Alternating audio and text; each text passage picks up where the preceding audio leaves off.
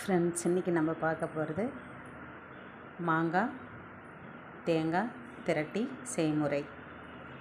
ஒரு மாங்காய் எடுத்து கழுவி மேலே இருக்கிற தோலை சீவி வச்சுருக்கேன். 3 பச்சை மிளகாய், ஒரு கொத்து கருவேப்பிலை, 2 பத்தை தேங்காய் கழுவி எல்லாம் கட் பண்ணி மிக்ஸி ஜாரில் சேர்த்துக்கலாம். இந்த மாதிரி செஞ்சு சாப்பிட்டு பாருங்கள் ஃப்ரெண்ட்ஸ், அருமையான டேஸ்ட்டாக இருக்கும். ஏப்ரல் மேனாலே மாங்காய் சீசன் தான், நமக்கு நல்ல மாங்காய் கிடைக்கும். தோல் எடுத்துகிட்டு கட் பண்ண மாங்காவை சேர்த்துக்கலாம். 3 பச்சை மிளகாய் கழுவி சேர்த்துக்கிட்டேன். 2 தேங்காய் பத்தை பொடியாக கட் பண்ணது அதையும் சேர்த்துக்கிட்டேன். ஒரு கொத்து கருவேப்பிலை அதையும் சேர்த்துக்கலாம். தேவையான அளவு உப்பு சேர்த்து கொஞ்சமாக தண்ணி சேர்த்து மிக்ஸி ஜாரில் அரைச்சி எடுத்துகிட்டு வந்துடலாம்.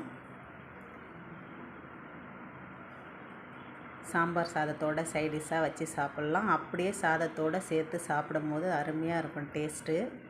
அரைச்சி பாத்திரத்துக்கு மாற்றி வச்சுக்கிட்டேன். தாளிப்பு தேவையான அளவு எண்ணெய், கடுகு, உளுந்து போட்டு பொரிய விட்டு கொஞ்சமாக வெந்தயம் சேர்த்து பொரிய விட்டு ஒரு கொத்து கருவேப்பிலை சேர்த்து பொரிய விட்டு அரைச்சி வச்ச மாங்காய் தேங்காவை விழுத சேர்த்துக்கலாம்.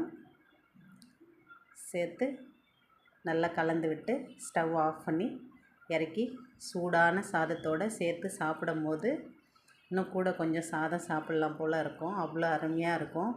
தாளிக்கும் போதே கம்மன்னு மணமாக இருக்கும். நீங்களும் செஞ்சு பாருங்கள் ஃப்ரெண்ட்ஸ். இப்போ தான் நம்ம சேனலை பார்க்குறீங்கன்னா லைக் பண்ணுங்கள், ஷேர் பண்ணுங்கள், சப்ஸ்கிரைப் பண்ணுங்கள், பெல் ஐக்கானை கிளிக் பண்ணுங்கள்.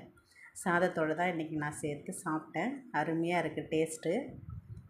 சாம்பார் சாதத்தோடு சைடிஷாகவும் வச்சு சாப்பிட்லாம்.